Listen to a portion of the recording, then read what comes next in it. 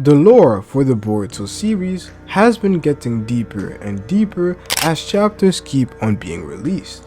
And we are now at the point where, looking back on all the information that we have been given from Boruto in general as a series, we can start to cook up some pretty crazy theories based off that current information.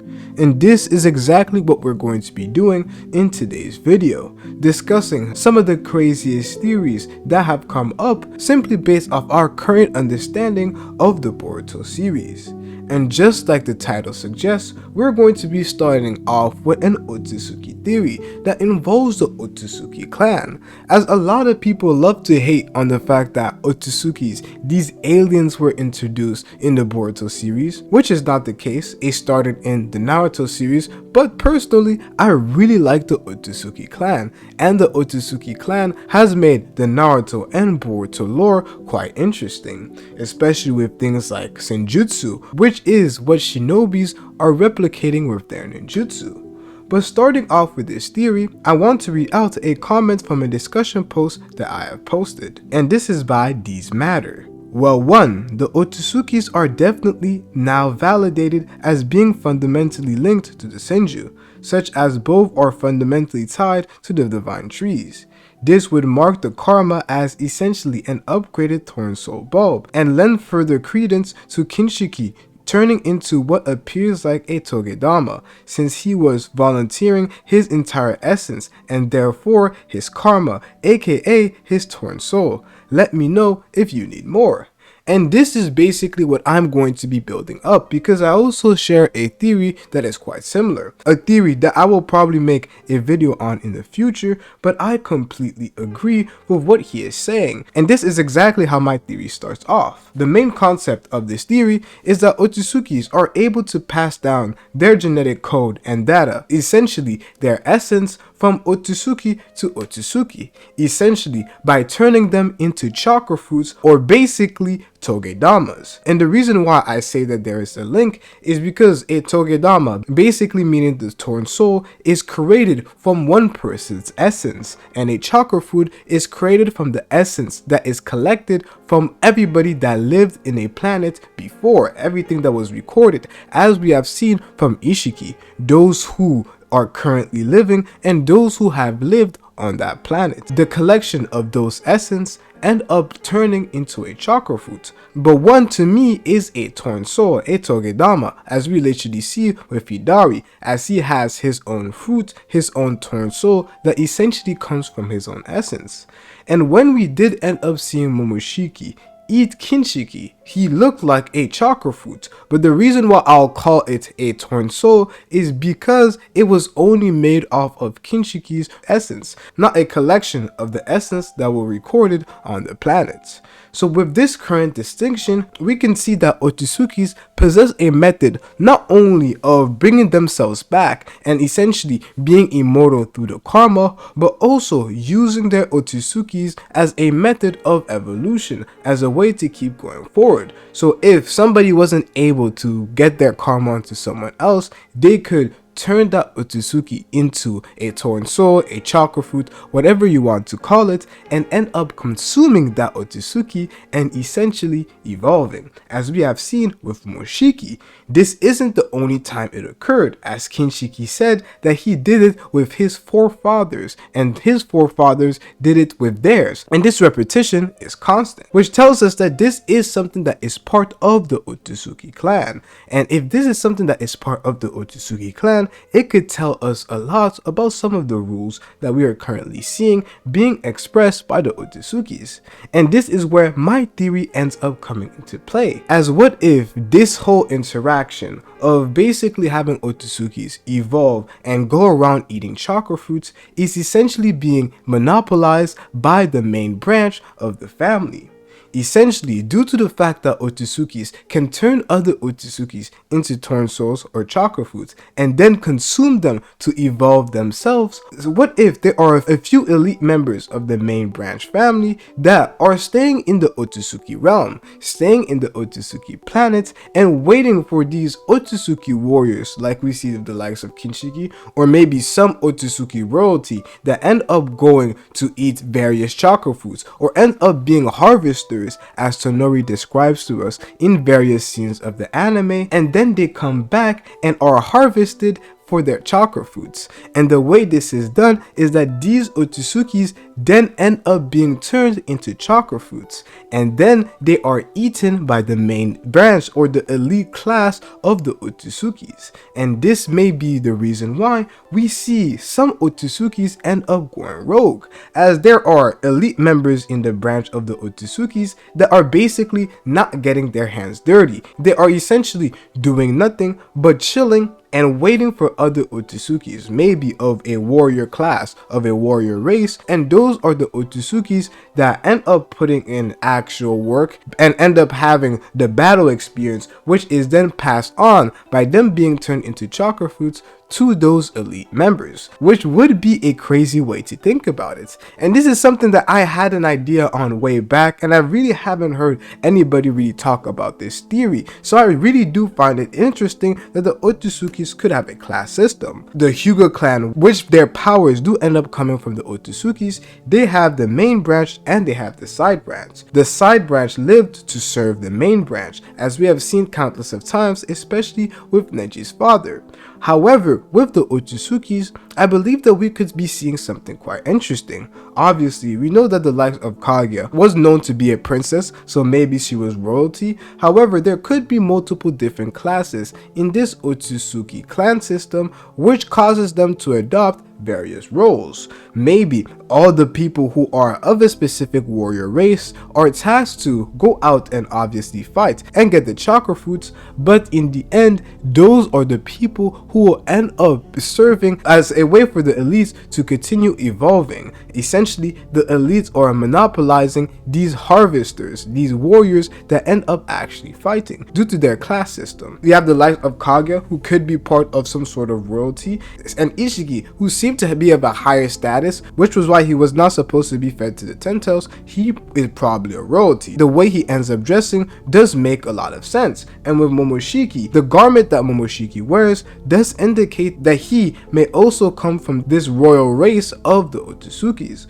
But when we come to look at the likes of Kinshiki, and especially the way he acts, and him basically being the one who is turned into a torn soul or a chakra fruit, it would make a lot of sense for him to be part of this so-called warrior race. When we see the way he dresses like a warrior. He doesn't dress in the same elegance as somebody like Momoshiki, Kaguya, or even Ishiki. This leads me to conclude that there may be various different Otsutsuki's that are placed in different class systems. Tonori did say that he believed that his class of Otsutsuki's were forgotten by the main branch, but Urashiki, when he popped in, he told Tonori that the main branch sees everything, and now this is most likely due to the Sharingan, which allows them to observe everything. Ida obviously can't use it to the full abilities, as she can only observe things that are happening in this planet, but for other Otsutsuki's who are full-blooded Otsutsuki's that Ida is simply not, they may be able to observe solar system, galaxies, or even universes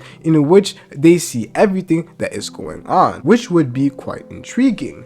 And this then brings me on to the concept of the rogue Otsutsuki's. As I have mentioned with their particular outfits, there is one person who doesn't seem to have a resemblance of the outfits that we have currently seen, and that person is Shibai Otsutsuki. When we look at even Kinshiki appears like a warrior. Momoshiki, Kaguya, and Ishiki, they appear like royalty. However, with Shibai, he appears to be quite different from every Otsutsuki that we have seen. Bar the fact that he ends up turning into an Otsutsuki god, the way Shibai looks and the way his clothing and attire looks, it doesn't resemble at all the Otsutsuki's that we have seen.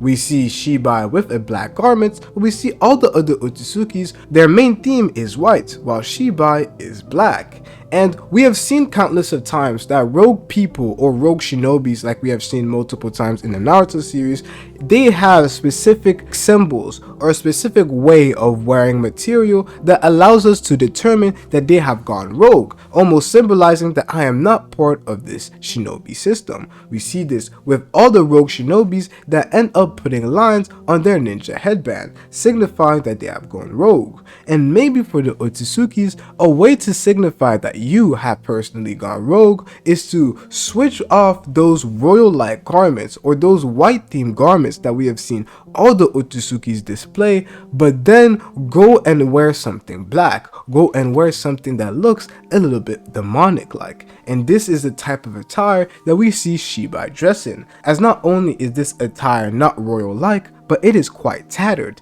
indicating that he has not been going back maybe to get a renewal on the outfit that he has, or he is simply wearing it to show a distinction from his current self to the person that he used to be as a full-on Otsutsuki.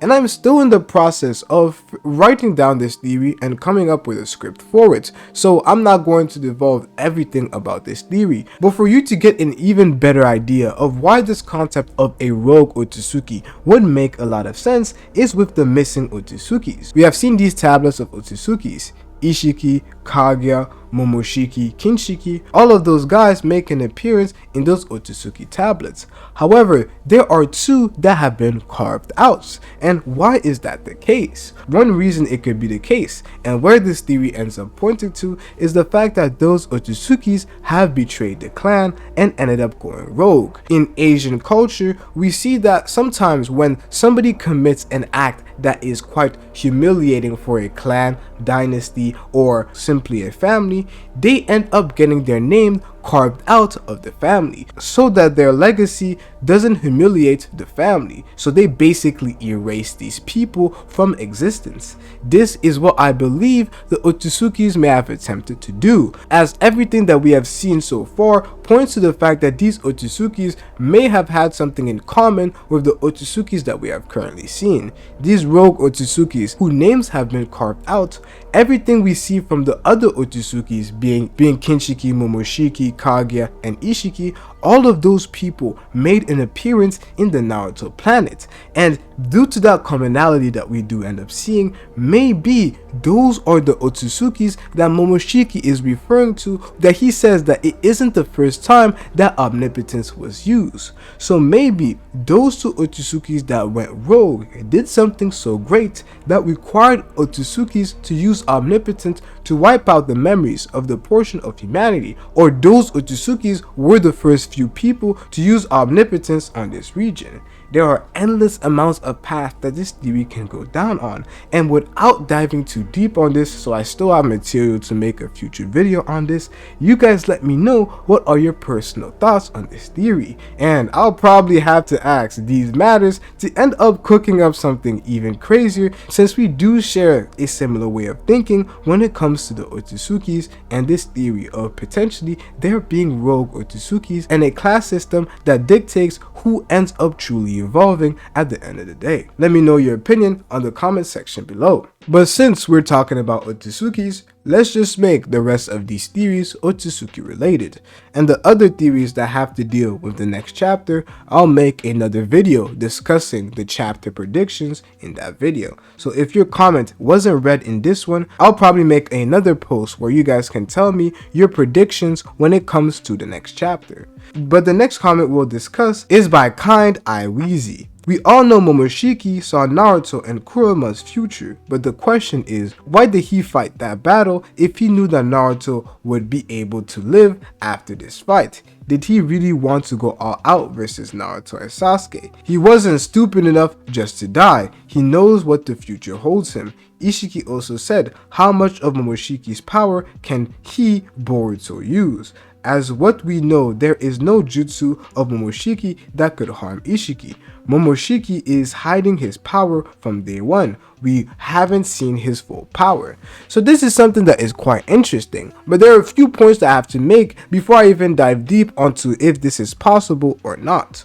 one thing I do have to say for sure is that when it comes to the Otsutsukis and their powers of seeing destiny, one thing that has been made quite constant is the fact that they cannot see their own future. They can see the future of other people, and they can latch onto that future and make predictions, but they cannot see their own future. And that's maybe the reason why Momoshiki still fought Naruto and Kurama, because he didn't know that he would die. Did Momoshiki go all out though? Maybe it isn't the case, and it is definitely a possibility that he was banking on the fact that Boruto, yo, you have the Jogan, you have a crazy destiny, and in that destiny there are moments where you could despair, so I'm going to latch onto that so I can attain your powers. This is definitely something that Momoshiki could do, and I wouldn't think that it is out of his power to do so. But did Momoshiki know his fate exactly? No, because he did say himself that he can't see his own fate, but he can see Boruto's fate quite clearly.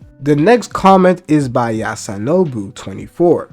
Y'all remember in chapter 4 of Boruto to Blue Vortex when Boruto was trying to follow and sense code to teleport to where the Ten-Tails is and prevent the Senju from merging.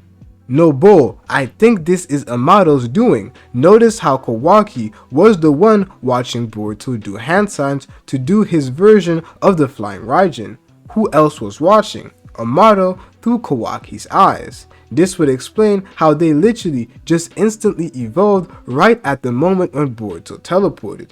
This is probably one of those moments that Amado needed to do to go on with whatever his plans is, and it won't be a big surprise if this is really the case. Amado is in control with all these sideboards in one way, shape, or form, and this is obviously just a small piece of his puzzle, or of the whole picture more accurately. So this is quite interesting to me, because I do agree with a lot of what he is saying. There is this feeling that Amado has been in control of everything, especially when you think of the fact that Amado limited Kawaki. Anticipating code, it means that Amado has been planning this whole fact of code acting up and doing something. And there is this entire theory, and maybe I'll make a future video on it, but I'll give you the main gist of it right now, that Amado is the one who has been controlling code this entire time. Because when Ishiki ended up passing, we do end up seeing a conversation between the likes of Code and Ishiki. But during that time, we have a panel of Amado talking to himself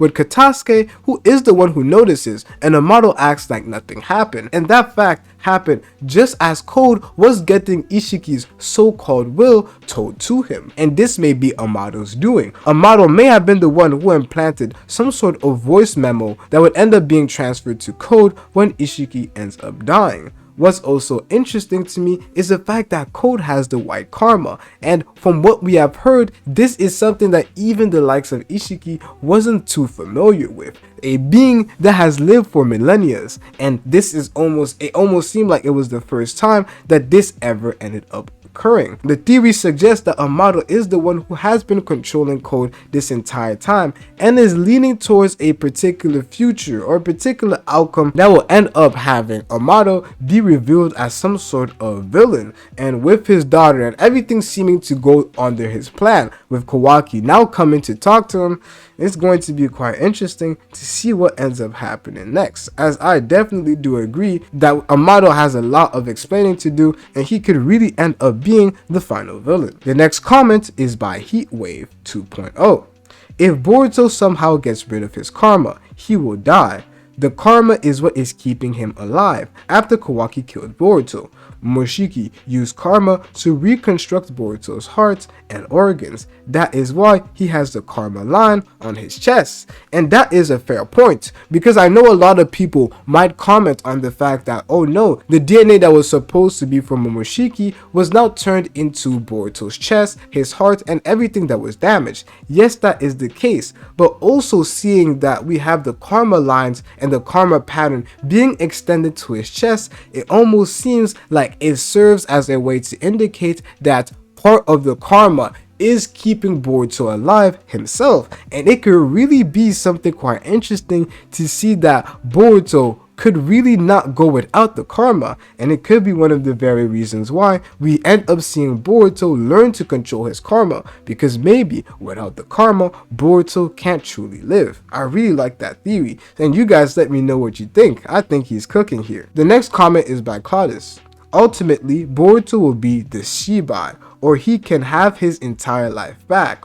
All of the love he would have if they were to know the truth. Now, Tonori's prophecy is even more ominous, and I definitely agree with this. The ending of Boruto is going to be quite interesting to me. Boruto potentially being revealed to be a reincarnation of Shibai is most definitely probable, because it almost seems like with Shibai, he went down a path of an Otsutsuki that is a little bit different. Obviously, we know that he ate countless of chakra fruits, but at a certain point, he realized that he didn't need his body. So it's not necessarily that the chakra fruit turned him into a god, it was the realization that he didn't need a body that allowed him to transcend. Exactly how it will translate with Boruto, I don't really know. However, if it is that realization, Boruto doesn't necessarily have to go down the same route as Shibai to come to that same realization, which will be something quite interesting for Boruto's character if we do end up seeing a potential Shibai versus Boruto. And we do know the fact that Boruto shares a lot of commonalities with Shibai, especially their horns, which till this day I really don't have any other explanation for. When it comes to Tonori's prophecy, it is something that is quite dark, and it makes Boruto seem like somebody who's going to struggle for a big period of his life. And it's going to be quite interesting to see the act of being in a moment of despair but continuing to endure has been a core theme of the Naruto series, and we really see this being reflected onto Boruto's character. So I'm truly excited onto what could really happen next when it comes to Boruto. The last comment I'm going to discuss is by this guy right here. I couldn't really read your name, but I'm presenting your comment here. And there's going to be another video of the predictions for the chapter. This is just some of the crazy theories that have been out there. And since a lot of the video has to do with Otsutsukis, I really tried to make it Otsutsuki themed. So this is his comment right here. And the main gist of his comment is the fact that the person who is inside of Boruto is not actually Momoshiki, but it is Shibai. He notes the resemblance between Boruto's horns and the fact that it looks like Shibai, which could then lead to us believing that Boruto has Shibai's DNA in his karma. Boruto doesn't manifest any of Momoshiki's abilities, which could also point to the fact that Boruto is not actually having Momoshiki's karma. But is that really the case? I don't know. I don't know how to feel about this per se, to be 100% honest. Will this be the case or not? I can't say for sure. I think it's Momoshiki that's inside Boruto. I don't think it is Shibai, but it would be an intriguing theory to discuss. And I really don't know what more to say when it comes to this subject, due to the fact that we really don't know too much about Shibai, and we do have it being confirmed by Momoshiki that Shibai did end up going to a different plane. So I don't know how it really works if Momoshiki is Shibai. Maybe he's lying. It is a theory to definitely talk about, but when we see other Otsutsukis interact with Momoshiki, like Ishiki, when he did note the fact that Momoshiki is an Otsutsuki that exists, I don't really know if this could actually end up being the case. But you guys let me know what you think about this theory. But there is definitely a resemblance between Boruto and Shibai Otsutsuki. And if you want to know more about that theory, make sure to watch this video right here.